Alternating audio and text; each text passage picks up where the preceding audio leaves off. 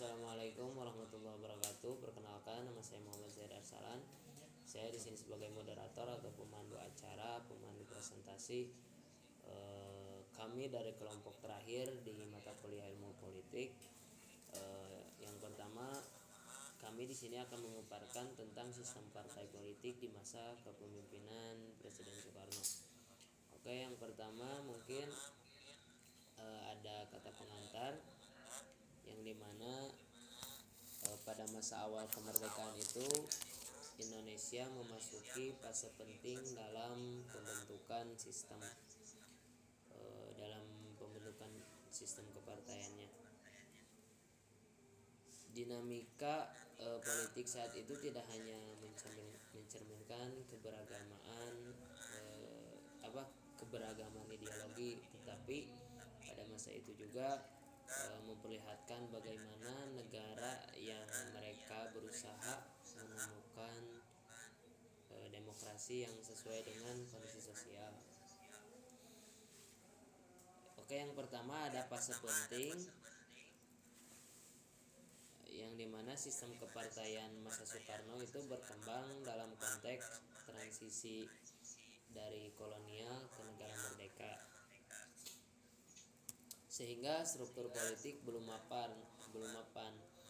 Kelembagaan juga di negara yang masih lemah membuat partai itu memiliki pengaruh besar. Kondisi ekonomi politik yang tidak stabil memicu menarik antar ideologi gitu. Dan selanjutnya itu ada dinamika politik.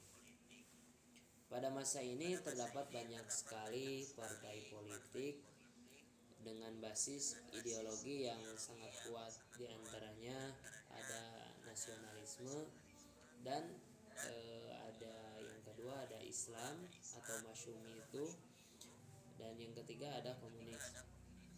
Masing-masing itu membawa agenda berbeda sehingga kompetisi politik berlangsung sangat intens. Perdebatan ideologi di parlemen itu seringkali menyebabkan kabinet itu saling jatuh menjatuhkan atau jatuh bangun. Dan yang ketiga itu ada perubahan sistem yang dimana ketika instabilitas politik itu semakin parah, Soekarno itu mengusulkan perubahan dari demokrasi liberal kepada demokrasi terpimpin pada sekitar tahun 1950 sampai tahun 1959. Dan itu termasuk demokrasi liberal. Dan pada tahun 1959 sampai tahun 1965 itu memakai demokrasi terpimpin. Jadi demokrasi terpimpin itu presiden memegang kendali lebih besar, partai dibatasi perannya gitu. Perubahan ini juga kan menunjukkan upaya Soekarno itu menstabilitaskan pemerintahan meski mengurangi ruang demokrasi mungkin. Mungkin dari saya segitu. Yang selanjutnya akan dilanjutkan oleh saudara Imam Maulana Yusuf. Pada Imam Maulana Yusuf, enggak.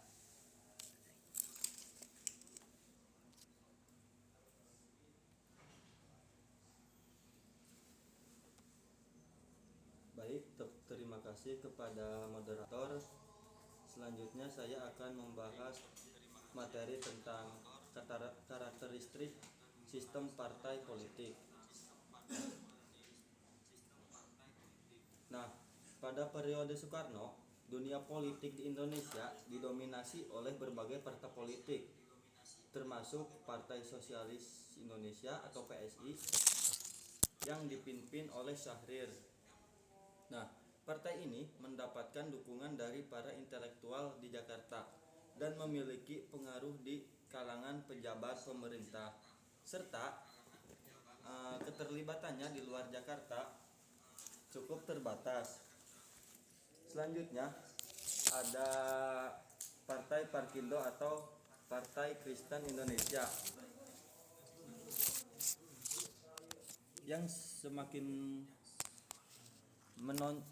menonjol karena banyak orang Kristen yang menduduki posisi penting dalam pemerintahan dan militer. Selain itu, terdapat Masyumi yang berfokus pada kepentingan politik Islam dan diakui sebagai partai terbesar di Indonesia pada saat itu.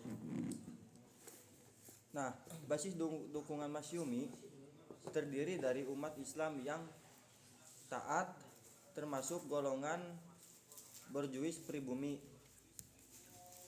Lalu ada pula Partai Nasional Indonesia atau PNI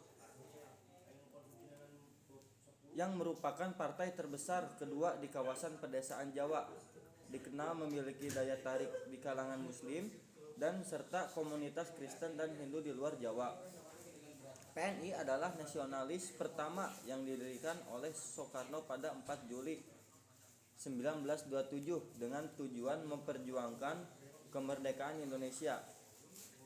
Selain partai-partai tersebut, ada juga Partai Komunis Indonesia atau PKI, yang beberapa partai lainnya aktif pada masa itu. Pada periode pemerintahan Soekarno, sistem presidensil yang diatur dalam Undang-Undang Dasar 1945 mengalami perubahan menuju sistem Undang-Undang Dasar sementara, yaitu pada tahun 1949 sampai 1950, yang ternyata kurang sesuai dengan sila bangsa Indonesia. Nah, kenyataannya seiringnya pergantian kabinet ini menyebabkan bahwasanya ketidakpuasan di kalangan para politisi itu. Selain itu, pemerintahan yang terpusat di Jawa juga memicu kecemburuan sosial di daerah lainnya, termasuk di tanah air kita sendiri. Mungkin sekian pemaparan materi dari saya, dikembalikan kepada moderator. Terima kasih.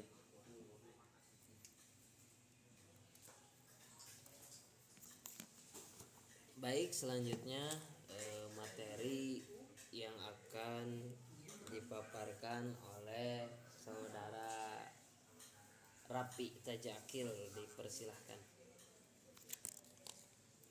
Baik, terima kasih kepada moderator yang telah memberikan kesempatan saya untuk memaparkan materi. Selanjutnya ada perubahan sistem dan ketidakpuasan. Perubahan sistem politik di Indonesia pada masa awal kemerdekaan dari Undang-Undang 945 menuju Undang-Undang Dasar 1949 sampai 1950 memunculkan berbagai bentuk ketidakpuasan yang berdampak langsung pada stabilitas nasional, penerapan demokrasi parlementer yang menjadi ciri Undang-Undang Dasar. Terbukti tidak sesuai dengan kondisi sosial politik Indonesia yang baru merdeka, terutama karena sistem multipartai yang menyebabkan seringnya pergantian kabinet. Ketidakstabilan politik ini diperparah oleh dominasi Jawa sebagai pusat pemerintahan, sehingga menimbulkan kecemburuan daerah dan memicu berbagai gerakan separatis seperti PRRI, Permesta, dan DITII. Ketidakpuasan ini kemudian menjadi landasan kemunculan gagasan demokrasi terpimpin oleh Presiden Soekarno yang dianggap sebagai solusi untuk mengatasi kegagalan demokrasi parlementer dalam sistem baru tersebut. Kekuasaan presiden meningkat dan peran partai politik lebih dibatasi, sementara pengaruh komunisme dan militer ikut bertambah akibat dinamika politik global Perang Dingin. Kondisi ini pada akhirnya melahirkan konsep nasakom, nasionalis, agamis, komunis, sebagai upaya Soekarno untuk menyatukan berbagai kekuatan politik yang sebelumnya saling bertentangan secara ilmiah. Perubahan sistem ini menunjukkan bagaimana struktur politik yang tidak stabil serta ketimpangan pusat daerah dapat menciptakan ketidakpuasan kolektif yang mendorong transformasi besar dalam tata pemerintahan. Selanjutnya ada dinamika demokrasi liberal. tahun 1950 sampai 1959. Pada demokrasi liberal 1950 sampai 1959, sistem politik Indonesia menerapkan demokrasi parlementer dengan sistem multipartai yang menyebabkan seringnya terjadi pergantian kabinet sebanyak 7 kali dalam kurun 14 tahun.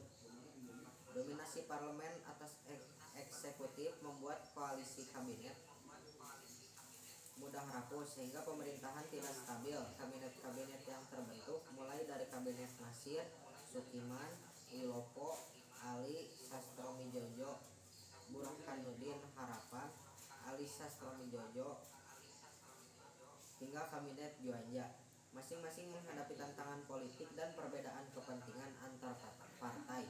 Beberapa program penting yang diupayakan meliputi pelaksanaan pemilu, penyelesaian sengketa Irian Barat, pembatalan KMB, peningkatan kesejahteraan rakyat, serta pelaksanaan politik luar negeri bebas aktif. Namun konflik internal tarik-menarik kepentingan dalam koalisi serta ketidakharmonisan antara Presiden Soekarno dan partai-partai seperti Masyumi membuat sistem parlementer tidak berjalan efektif. Ketidakstabilan politik inilah yang menjadi salah satu alasan Presiden Soekarno kemudian mengambil demokrasi liberal dan menggantinya dengan demokrasi terpimpin pada 1959. Mungkin sekian presentasi dari saya. Selanjutnya akan dilanjutkan kepada moderator. Terima kasih. Moderator. Kalau barang hakas.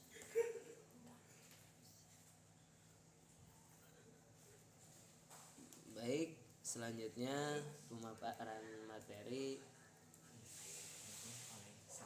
yang akan disampaikan oleh saudari Salwa Aulia. Mangga.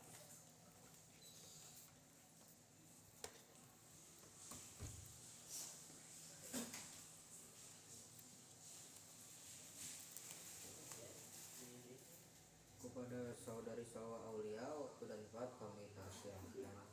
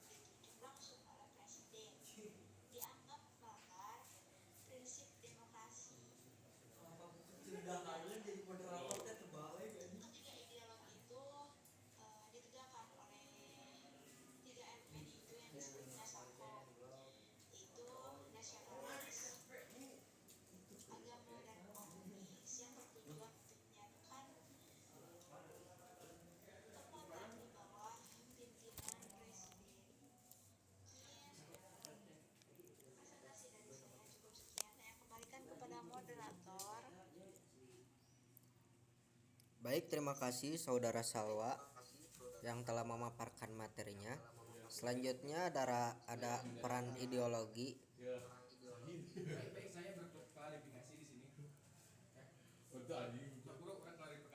Ada peran ideologi dalam kepartaian yang akan dibacakan oleh saudari Syifa Aulia. Kepadanya waktu dan tempat kami persilahkan.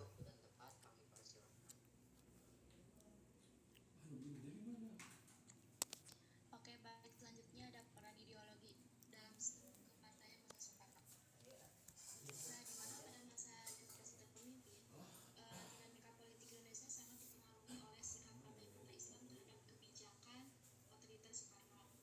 Masih tercermin di arus Islam modernis yang tegas menolak demokratis pimpin.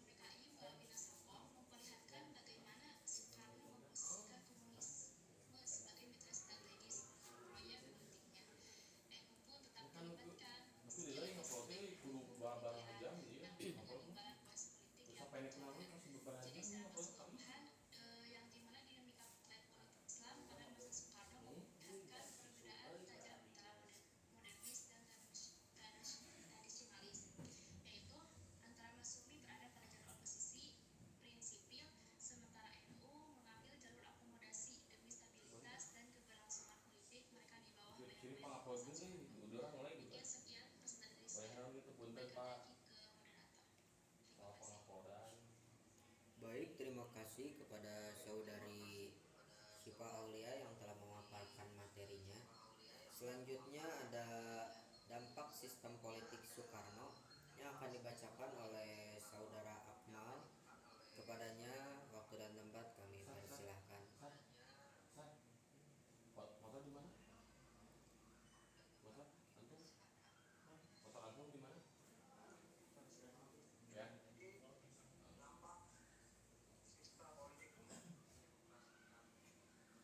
Sebelum era demokrasi terpimpin, Soekarno sudah memiliki keinginan untuk mengkritik sistem kenegaraan dengan model dengan sistem ini semua kekuasaan pemerintah berada di tangan Belajar kapot. kabinetnya. Sementara posisi kepala negara atau presiden berfungsi sebagai simbol kekuasaan sehingga Hilang ini politik pada saat itu berusaha agar sistem ini digunakan dengan Fuck you, Bridge. yang baru. Akhirnya sebagai presiden Indonesia, presidennya kritikan Soekarno terhadap militer sudah muncul sejak sebelum Indonesia merdeka. Namun pada 1930 dia sudah menyatakan bahwa sistem demokrasi parlementer sesuai untuk masa depan Indonesia. Soekarno juga melahirkan konsep demokrasi yang dikenal sebagai sosiologi demokrasi yang secara menyeluruh menjelaskan bagaimana yang seharusnya pemerintahan jalankan. Oleh karena itu, sangat Kita nyampe ngerekam suara, anjir malah dikajarkeun. dia kembali HP mana? menekankan tegas Oh my god. mengenai demokrasi pada tahun 1956. Soekarno menunjukkan sikap korporatifnya yang ia ungkapkan dalam pidatonya di depan. Kedeng diberes.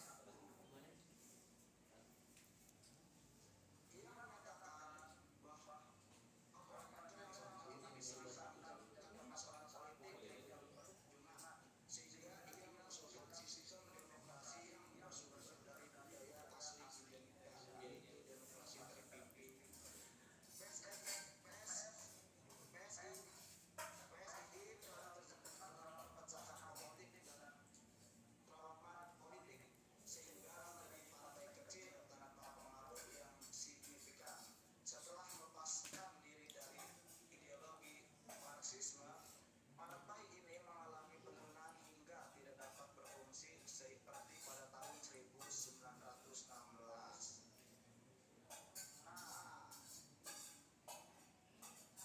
Nah, Karena itu masing-masing dari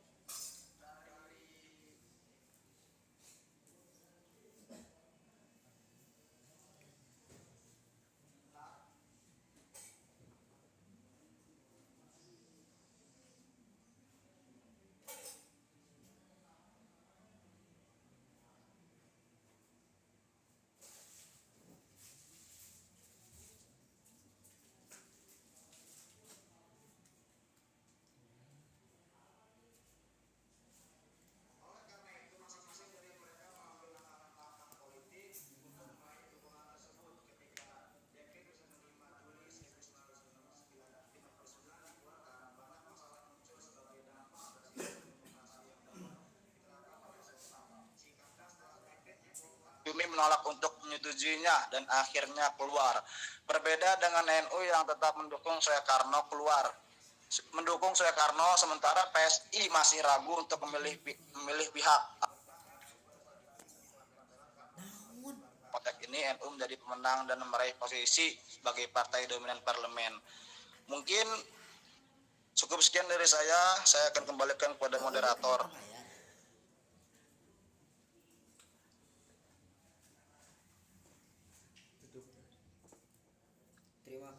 Terima kasih kepada saudara Akmal yang telah memaparkan materinya. Selanjutnya kesimpulannya, sistem partai politik pada masa kepemimpinan Presiden Soekarno ditandai oleh dinamika ekstrim yang bertransisi dari liberalisme penuh menuju sentralisasi otoriter. Fase awal yang dikenal sebagai demokrasi liberal berlandaskan undang-undang dan menghasilkan sistem multipartai yang sangat terbuka, ditandai oleh berdirinya sekitar 40 partai politik dan pelaksanaan pemilu. Dengan demikian, perjalanan sistem partai pada masa Soekarno adalah pergeseran drastis dari demokrasi yang tidak stabil menuju sistem satu komando yang berhasil menciptakan stabilitas politik